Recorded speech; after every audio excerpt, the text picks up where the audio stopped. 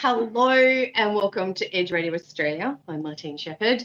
I'm filling in for the amazing Mr. Aaron Malloy, who's away for a couple of days. Got more hair, or his 80s hair back. And I'm here with the beautiful Terri Messenger. Hello, Terri. Hello. Well, I was going to say, Aaron, you look pretty today. Well, you look gorgeous. I know I do, but you know. So there you go. As he would say, I know I do. Well, we're doing a Clayton's studio here today at Edge Radio. So we're not quite all professionally geared up with our mics usual. and everything and our usual thing. So we have to kind of shout. But if everybody can let us know if you can hear us and if you can see us okay. And today's subject, do you know what it's all about, Martine? I don't know if it's anything to do with stress. That might be helpful for me today, I can tell you. I think the whole world needs it. Well, we were at a festival of healing on the weekend. Man, there, are people out there that need this. They really, really need it. People suffering right now. And, there's a lot of suffering going on out in the world. And this is actually probably one of the most profound techniques that I use in NLP. Beautiful. Because it is one that actually can literally get to the root cause of trauma. It can get to the root cause of stress. It can get to the root cause of anything, Martine. That's what you need. And it can totally just blow it out of the water. So it is powerful. I've been using timeline therapy. That's what it is. Now, they say that it was created by Tad James. Okay. But the fact is that it comes and it derives from neuro-linguistic programming. Mm-hmm. And, whether it is, I will give some glory to the late Tad James, who was extremely very clued up on NLP. I'm going to have to look that up later. And yes, but timeline therapy, we all have a timeline. Mm-hmm. So, when you get stressed out, when you feel like you're running out of time, do you ever get that? A little bit today, a little bit. It's like, oh boy, have you ever felt like that? And look, when I'm talking to most people anyway, it usually always comes down to not enough time, not enough money. Mm-hmm. So time and money are the two biggest factors. Absolutely. And, what happens, of course, is that the more stressed that we are, the less time seems to shrink. Yeah. And when we're in our genius zone, hence the name of the show, what happens is time expands. Because, and one of the things that I start off with when I'm teaching people about timelining is, are you an on-time person or a through-time person?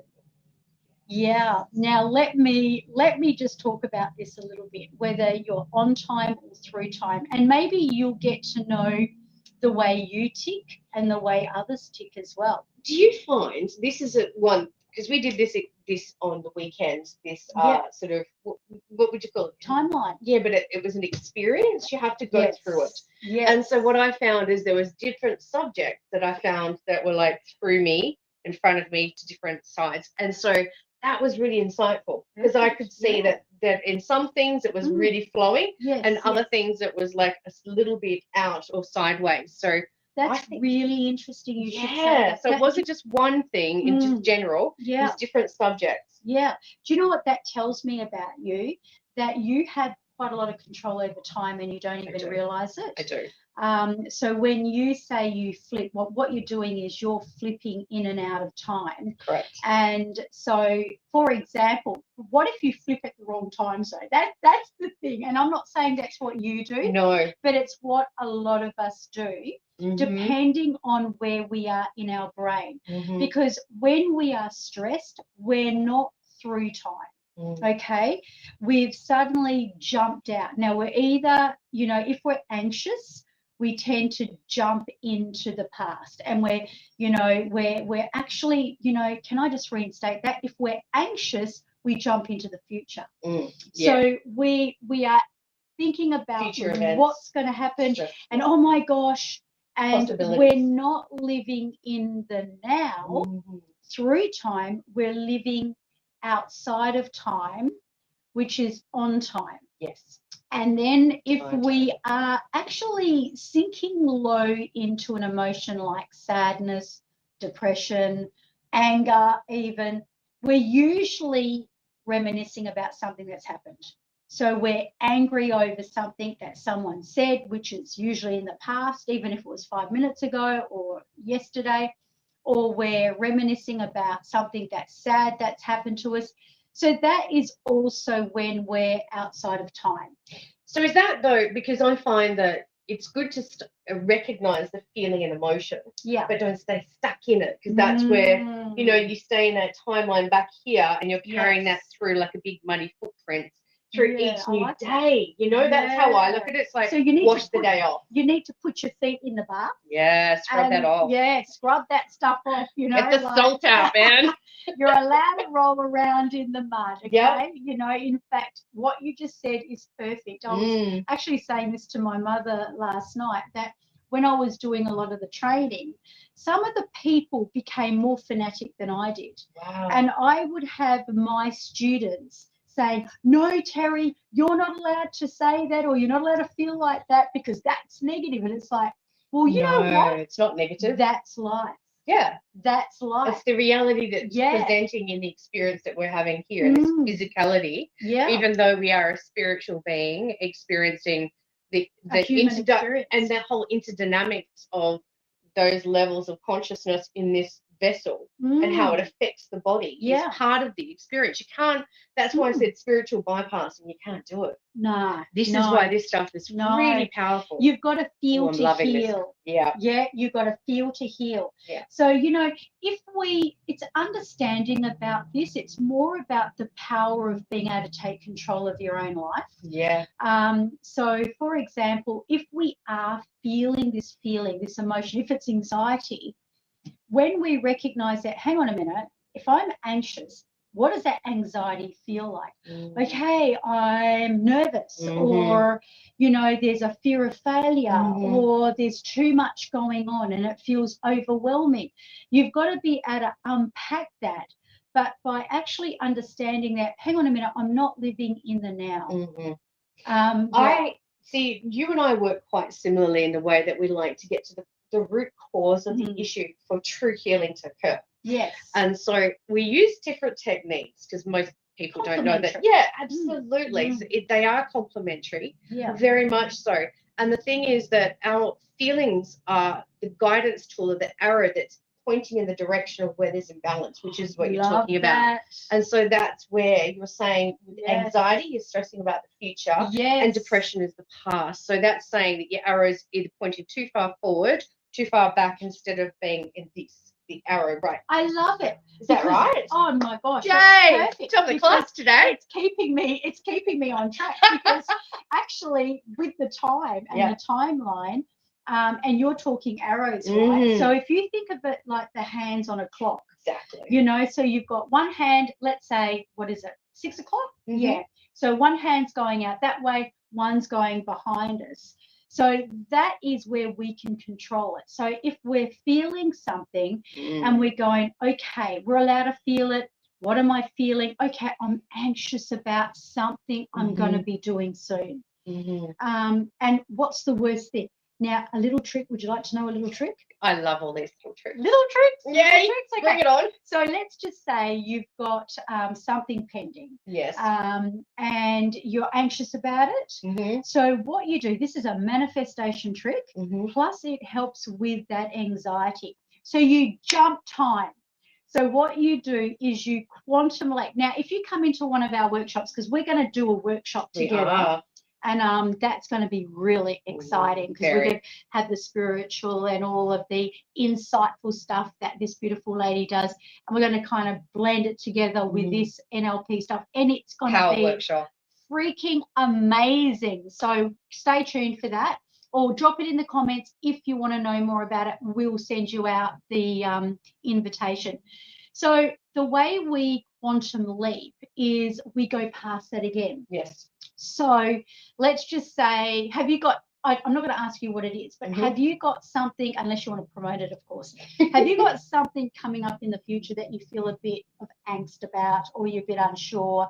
Like, you know how you had your daughter's wedding? Oh, yeah, that was definitely last week. That explains exactly what it was. It was the anxiety was probably not just through the roof, but it was like a rocket just hitting. Well, that's what we want, only that's happened now. Yeah. So we need to let that one, so we're looking at something in the future. So let's just say you're having a party. Symposium. It's a symposium. This lady is doing a symposium. There's going to be one in Perth and there's going to be one in Victoria. So if you want to know about that, drop it in the comments. She'll get back to you.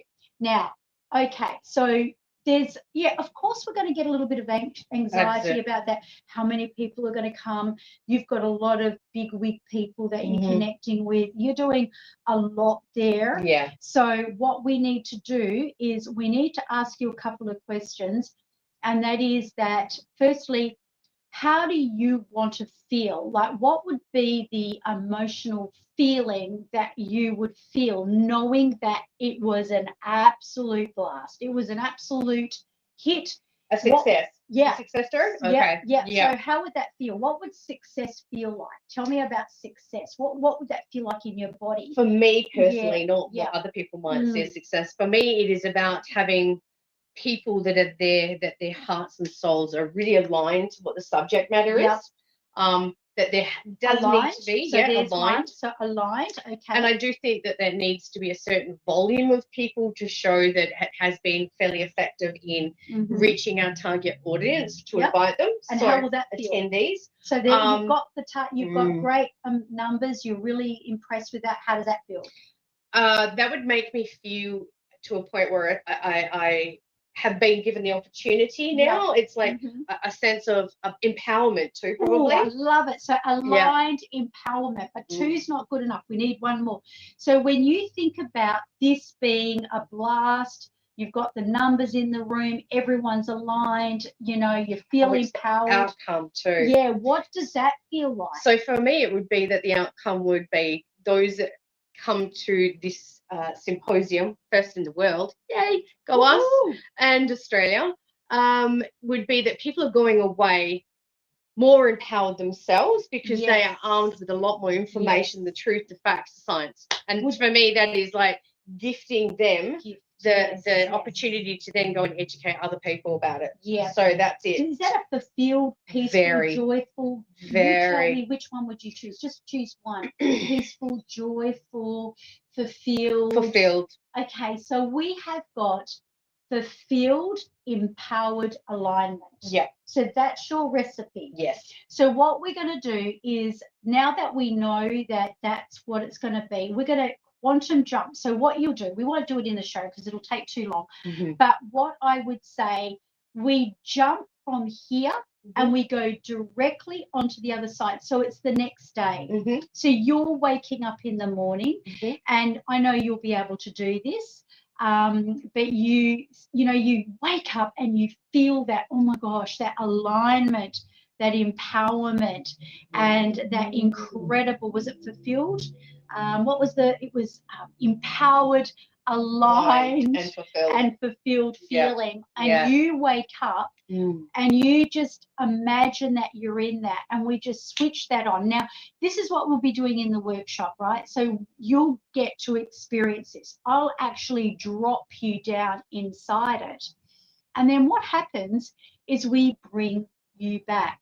So what that does is it actually gives a message to your subconscious that you've already done it. Yes. So the subconscious, because the subconscious is what's running our emotions, right? Yes. So it switches it off. It goes, it's already done. It's a done deal. Yeah. So not only do you feel more composed, I mean, would that come in handy? Yeah, and that, I've got to be honest, that is a technique that I have to use, especially last week I used it. Yeah. And for me, I had to bypass it by using music through this visualization, because there were so many other stimulus that was happening that I put on some meditation tracks, just music, and sort of helped that bypass through that emotional connection. Like, through that music, going, Yeah. okay, this makes me feel elevated, it makes me feel this. And those were kind of the words that I was kind of thinking of. It's like, you know, the success of this is, you know, governed by the authenticity. So when I started doing that, then I breathed back into it. Yes. And just went, this will be as it's meant to be, because I know that the people involved are so authentic, that are coming to this with the right heart, soul, and they are willing to learn. So I just kind of went, okay. And there you go. I mean, and it's amazing what happens when you do that. So that's a big elimination of stress. Huge. So if people are looking at anything, it could be small. It could be, oh, you're going to meet up with your mother-in-law. I'm just saying, right? Would that be stressful for people? No, but you know, I mean, it could be that you have to face something, or there's, you interviews, know, all kinds of things. Yeah, an operation. It could be anything, right? Or a person that you don't want to see that suddenly you've got to meet up with. Deal with them face to face. Yeah. And you jump time. You jump time, and we'll teach you all about how to do that, and really switch on the codes as well, because it's about a coded system. So it's like the geometric coding system of your subconscious mind, almost aligned with the God conscious, the super conscious. And as far as, you know, letting go of like trauma, I mean, trauma is a big one. It's huge to work through. What we do is we will take you back in the workshop between Martine and myself. You'll be given this amazing and incredible experience to be able to spiritually align with your goals, and, you know, some of the problems that you may not realize you have. And Martine will be able to take you through that and identify them. And then we will literally take you back to that where the subconscious mind knows the first trauma was. So it's almost like a root, you know, like a root of a weed or a tree. You can't just pull it off at the top, because it's going to grow again, right? So what you do is you go right down into the ground underneath, and you pull that baby up. Yeah. Does that make sense? Absolutely. It makes sense. Now, do you want to read out these questions, Martine? Because we had some people come in from the community, but we're doing things a little different. So just rolling with it today. Yeah. So we have Fiona. Hello, Fiona. Thank you for your question. Fiona from Sydney. I have big issues with procrastination. I know it's caused by being overwhelmed. Do you have any quick NLP tips to help me take control and focus? Woo-hoo. That's a good one. Focus, because once you refocus, that changes everything, right? Okay, I'm gonna hold on to this. Yeah. So if it goes off, we just go like that. Yeah. Look, procrastination is a behavior. So it's the behavior that comes after the energetic emotion. Yeah. So, you know, some people might, you know, drink a lot of alcohol or turn to drugs, or they might be sabotaging themselves by doing things that they know, overeating, or, you know, doing things against themselves. That's kind of like a behavior. Yeah. And we all do it. Yeah. There's nobody that is free of this. No. So in case you're judging yourself, guys, don't judge yourself. We all do it. Because, you know, to the subconscious mind, a habit is a habit. Yeah. And whether it's a really, like, you might think of it as the, you know, ultimate sin, to something small that seems harmless, it's all the same. So the procrastination, believe it or not, Fiona, is a way to protect you. Okay? Self-preservation. So your subconscious mind. Let's juice to that one. Let's drink our gin and tonic. It's not. It's water. She's not on the heart. So I can't get her to do the happy hour with me. I miss you, Aaron. Look, if I had had some more food consumption today, I'd probably be like, line them up, but she's keeping me on the straight and narrow. I'm going to drive. Yeah. I mean, I could talk about that, because alcohol has been something that, I mean, I don't like to think that anything's got control over me, because that's really what an addiction is about, including procrastination. So procrastination is an addiction. Mhm. You've learned to do that really well. And I would say, wow, you're really stylistic at it. Now, it might be harmless to have a glass of wine every day, but when it starts to be every day, Yeah, you and can't get through then that bad one. and then you find yourself looking for it. Yeah. And I have to admit that I kind of liked that whole thing about 5 o'clock. Mhm. Where's that little glass my of baby. wine? It's my baby, but it's all. I almost treated it like a reward A system. treat. So I made a little deal with myself that I wouldn't drink alone. Oh So- boy. So basically, even though on Saturday we came home because we're housemates now, and we came home from the Festival of Healing, and I thought, yes, let's have a celebration drink. Nah, she didn't want to. I still did, but it was Saturday. So listen to me making up all the excuses. It was Saturday. I was with Martine. She was having. I wasn't alone. Technically, I wasn't alone. Yep. Right?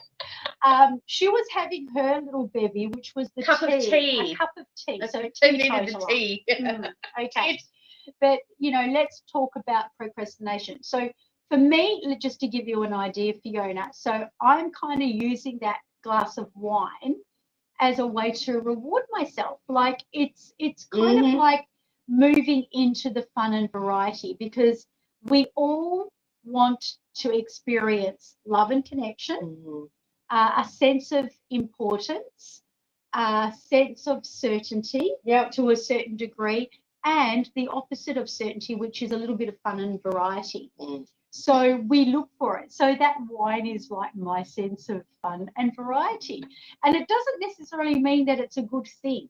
Sometimes we will actually do something that is for a good reason. And this is what I want you to really hear, Fiona. Yeah. Because the procrastination, you may know at a logical level that it's a negative, but that's not what your subconscious knows, because your subconscious doesn't care about right or wrong. It just wants to protect you. I also feel that if you, like for me, when you've talked about that, and I have people say the same, it's like, I just can't get motivated. It's like, okay, that's procrastination. How much of your day do you procrastinate? It's the proportion as well. So there's times where I find myself, and I very rarely procrastinate, trust me. I'll go straight into it. Yeah, she's like a bull in a china shop, this girl. I'm a warrior, so I'll just go like, no, that's good. Let's move along. Let's go. Yeah. But when I do procrastinate, that's self-regulating. And I've realized that about myself. It's about self-regulation, because my system is overwhelmed and I will procrastinate and I'll put things off for a certain time until my system feels like it's back in better equilibrium. Nice. That's the word I try and use. See, you know that. Yeah. And I use it as a tool. You use it as a tool. See, use it as a tool. Yes. So change it around.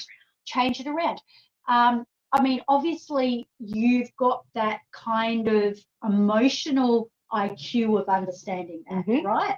And we come to know that by learning it, and you've learnt that along the way.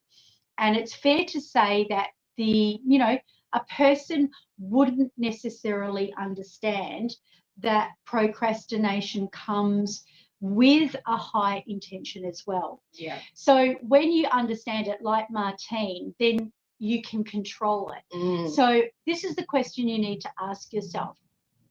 For what am I protecting myself? Because your subconscious mind, so for example, I had a person the other day that I was doing a coaching session with, and it was about failure, and they were concerned. They didn't want to move forward because they were protecting themselves from failing. Yeah. That's a really good reason, right? Yeah.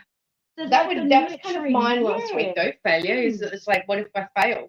It's like, what if this is a failure, this symposium? I'm like, how can it be a failure when I've actually done it? So the thing is, it was like changing mindset, going, well, when you do something, regardless of what the actual outcome was, I had to set new boundaries of what I felt like the outcome should be, and go, was that unrealistic? Mm. I'd set them too high. Yep. What is too low? So again, it's like being Very good. flexible enough to not put so much pressure on yourself. Exactly. And that, I think that's a key word. Take the pressure off. Be kind to yourself, and also understand that failure, because failure is such a big one. Napoleon Hill said it like this: there's no such thing as failure, it's feedback. You've got to fail forward. So if you're doing something for the first time, what is failure anyway? It's just your definition. And even if it did fail, what you've got to say is, well, now I have figured out. Imagine Albert Einstein, the guy that did the light globe. Imagine if he gave up. Yes. How many times? 9,999 times. He figured out how not to make it work. Exactly. So I'm not saying that it's going to take you 9,999 times, and it won't. But let's just look at it as this is your higher purpose and higher, potential of actually protecting you. Find out what it is, and then see if you can replace it and say, you know what, I'm going to fail forward. Do you find also that if you, like for me, I set timelines of how long I'll let myself procrastinate? So my daughter does that now too. Wow. So they'll set it, I'll give myself 25 minutes or half an hour or an hour to procrastinate. And once the alarm goes off. So it's like, set the alarm.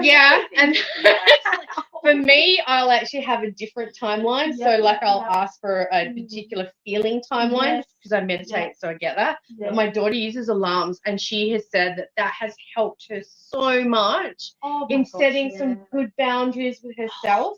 Can I just say change the language? That is gold. That in fact, it's so gold. This is what I'm going to say. We're hitting the genius zone here. Yeah, we are hitting, and this is your genius zone, everyone. Whatever your emotion is, set a timer to it and say, you know what, I'm going to give myself until such and such a time. You can do it with illness as well if you've got the flu. Yeah. Okay, I'm going to give myself till 5 o'clock this afternoon. Boom. Well, that's already gone. So out of here.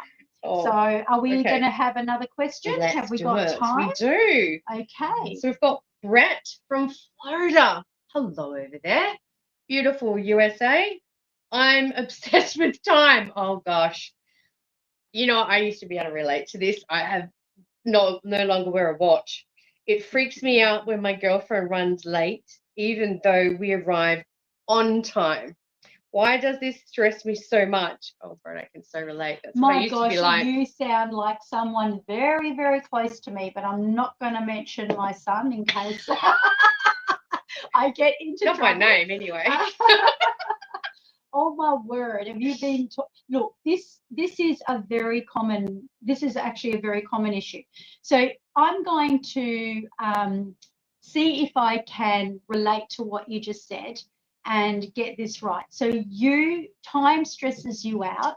So if you are very similar to this person that I know, that means that you tend to be, fretting if you think you're running late, but then somebody else that seems a lot more calmer and relaxed and chilled out freaks you out.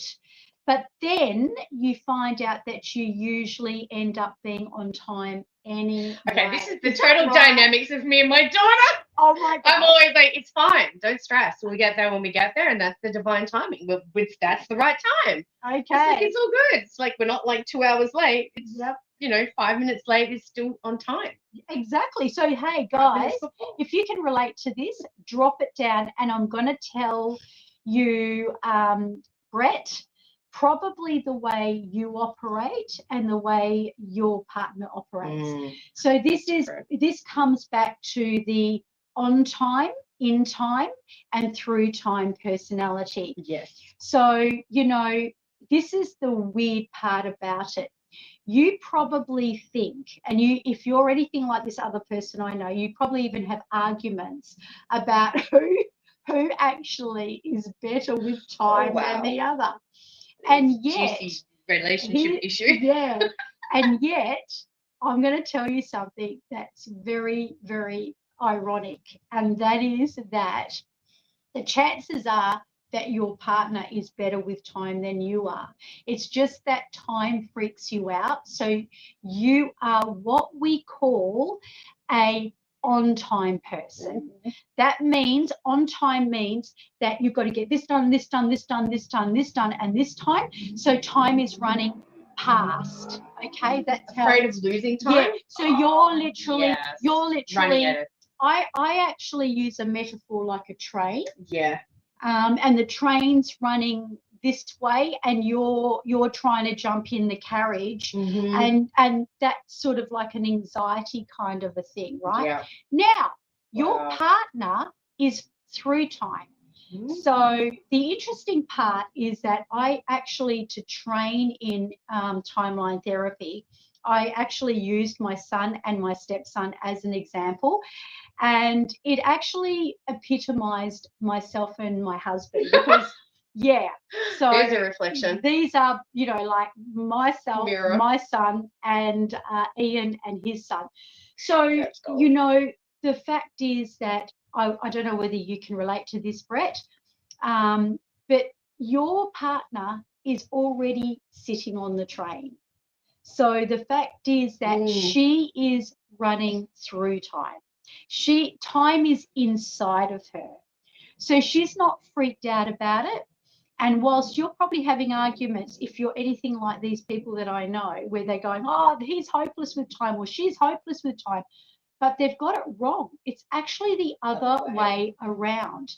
Unless the person is just behind time as well. 3 hours, like that's Always. just tardy. I know there's some people that do that. I mean, that's in their own little bubble. But exists too. When we're talking in terms of, if it's within the time, courteous 10 minutes either way. 10 minutes. They reckon 5 minutes and you're on time. 10 minutes with this rubbish traffic in Perth. Traffic sucks. Yeah. Well, I'm sorry, it's got to be fed. So would you like a little tip here? This is how you can manage it. So, you're already doing it. I don't know whether you realize this or not. I do. But you know how you talked about you're flipping time around. So sometimes you are time is running through you. Depends what the subject is. So you're probably through time right now. So we're probably sitting here through time. Absolutely. Feeling very present. Yeah, I do feel very present. Okay, so you're present here now. However, before we started, say 15 to 20 minutes. I was in 15 timelines. She was on time, out of time.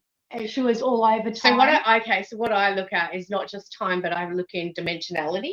Yeah. So there's things I'm having to deal with that are coming in the future that I have to do things to line up. Then there's things right now. Then there's things that I probably dealt with, should have done 2 days ago. Beyond my control. I'm like, what do I need to do to bring that up and realign it? So that's how I'm looking, like a 360. Yes. And remembering to breathe in all of that. Yes, and also the thing is that you'll find that if you do hear something like when I was talking about timelining on the weekend, you'll pick it up so fast because of the work you already do. So if you think of it like this, Brett, if you think of it like, okay, where do I need to be right now? Because I find that some people, if they are particularly on time people, so they're outside of time. Time is not in them. It's very hard to get them present. They can seem very serious. They can seem always focused on in their head. They're in their head. Racing. So, what you do, I used to do this as a little trick. If you're, some people's timeline's running left to right, some people's is behind and in the future. Some people is even above them and where they're full of the pressure is on, but the way you perceive time is the way you feel. So if you kind of start to think of it as a hands of a clock and you get the timeline and you pull it inside you and just go, okay, I'm here through time. I'm through time. I'm moving through time right now. And then you can even shift the hands of the clock and see which one feels better. Like, does it feel better if it's, your past is out there on your left and it's, your future's on the right? Or is it better the other way, where your past is behind you and your future is in front of you. Yeah. So yeah, give it a crack. And that is actually the reason you're the on-time person, your partner is the through-time person. Yeah. Have we got time for one more We question? do. We actually do. Look at us. We're so going. productive. Woohoo. Look, keeping on task and all. Wow. So we have the beautiful Genevieve. Thank you, Genevieve, from Perth. I'm not sure if this relates to time. I'm sure it probably does. But I keep attracting the same kind of unhealthy relationships. Can timeline therapy really help with that? Oh, that's a juicy one. That is a very big one. Genevieve, you're in Perth. You're a Perthian. Get down to our workshop and let me enlighten you so we can talk, through that. I think that were just the 3 questions from the community today. So, all right. Now, firstly, the answer is 150,000%. Yeah. You can do something about that because, quite often you're treating your now partner as the one that you had 2 decades ago. And not all the time. Don't generalize. I don't want to generalize here, but quite often we get triggered. So we get triggered. They do something, they say something, or something happens and it sets us off. But the reason that happens is because of the experience we had in our past. And quite often it's not even from our first boyfriend, girlfriend. Quite often it can be from a significant other in our family. Parent role modeling. A parent role model. That's a big one. Yeah, it really. Delving into that. Yeah, so it comes back from, and it's obviously around like when I was talking to somebody else, when I was discussing like how do you actually feel, the word lonely and abandoned came up. And that's really a big one.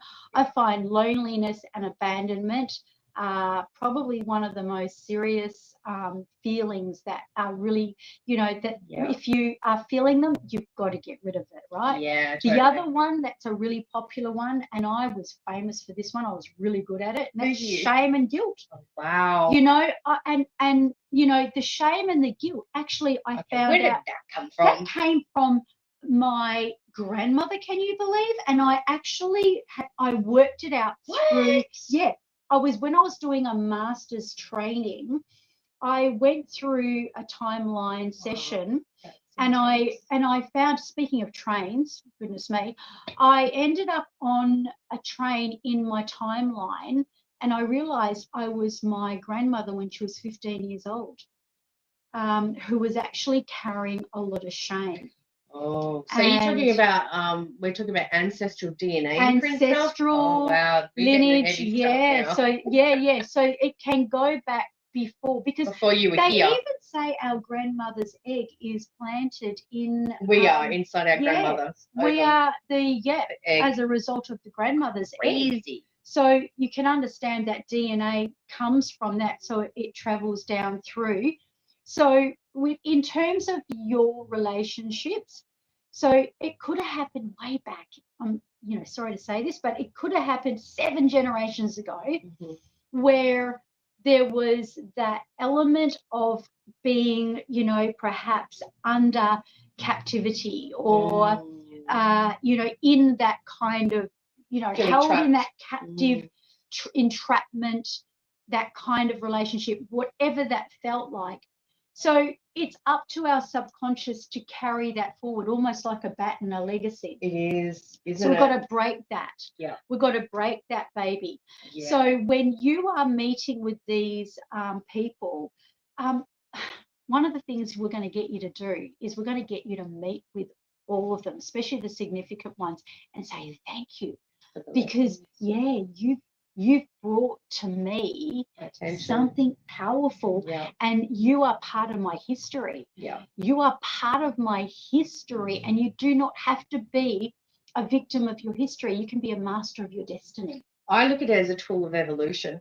So it's the lesson that I'm going to evolve from, because where I say, this is what the issue was, this is where I felt disrespected, or I didn't have clear boundaries, or I didn't have strong enough boundaries. And it's like, okay, so because of that were the consequences, then it made me feel degraded or not appreciated. And then I was like, well, the only way I'm going to feel appreciated is to do the remedy of that and look at that and go, great lesson, thanks very much. I'm not dwelling on it though. Exactly. No point. Exactly. So these people, so the relationships that you've had in your lifetime, what we would do in the workshop, so put your name down because you're in Perth, Genevieve, we'll let you know, is that we would be looking at 3 structures because it is a structure. Absolutely. A structure of time. It will be the most recent, hardest relationship. Okay. Oh, she's taken a deep breath in. Oh, I'm not going to anchor that. So no. I touched it before, but that was a good one. So I've got to go on the other side. Okay. So, and now going to be bubble. Okay, it's getting hot around here. Okay, she's going to need a drink after this. That was my tactic. No. So, all right. So you're going to need the recent one. You're going to need anyone that was really bad throughout your life that comes up, and you're going to need one from the earliest childhood, which you may or you may not know. So they're like it operates like walls, if you like, weight-bearing walls. Yeah. So, in the house we're living in, right, we've got an upstairs. Like if you take out the wrong walls, you got to be careful because, we might get elephants falling through the roof. I'm just joking. But the ceiling might fall in. Yeah, okay? Absolutely. We've got mice and elephants in our house, by the way. So anyway, that was a private joke. She's laughing. So when you take out the weight-bearing walls and the roof collapses, that's actually a good thing because it's a domino effect. Yeah. So so that means then, however, this is the part they didn't teach us, and this is the stuff that I have done since learning all of this stuff, and that is that, and you would understand all about this.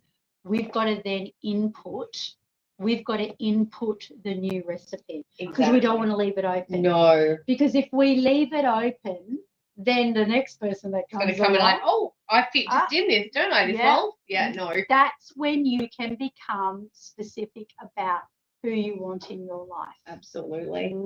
Wow, I'm loving this. And I think that learning these tips about neurolinguistics, what you're saying about our language, our words, how powerful they are, that timeline, like I said, people, it's great to be able to visualize. So if you're not a great visualizer, actually learning some techniques in that, because I know a lot of people that are really hard to do that. Yes, you're right. But I find that if you grab a pillow and say, okay, this is the issue, there's that there, where is that to the relative of the feeling? So there is that kind of way to help people learn those techniques. That's perfect. And that's why when you come into our workshop, you're not just going to hear about this stuff, you're going to experience it. So if you're not in Perth and you're going, oh my gosh, I want to be there, just let us know and we can definitely give you a link and you can attend virtually because we do that as well. So just like how we are now, you'll be involved. And let us know. But I think that just about wraps up our show. It is. So again, let's go back. I want to just reiterate to people: stress is one thing. Anxiety is about the future. Yes. Depression and sadness is about the past. So it's about kind of a grief process too, right? Letting go of that, and you don't know how to complete that cycle. Yeah, I find that sometimes people are almost there and it's like you keep holding on to that one thing, let that one thing go, boom. Okay, just, procrastination. Procrastination is a tool that we use to self-regulate and protect ourselves. And so in that, you can use it as a tool that's positive, or you can allow it to be out of control and negative. So where is your balance for your life to be successful? And that's why coming to learn all of these techniques, I think, from beautiful Terri here, and then how we put that together as a workshop. I'm intrigued by that. I can't wait. Can't wait indeed. So exciting. It is. So exciting. Wow. Well, this is us wrapping up. Thanks, Mr. Malloy, for tuning in from probably where you are or not. Everyone else, thank you for joining us. Yes, thank you so much for joining the Genius Zone Genius on Zone. Edge Radio Australia. Bye. Ciao.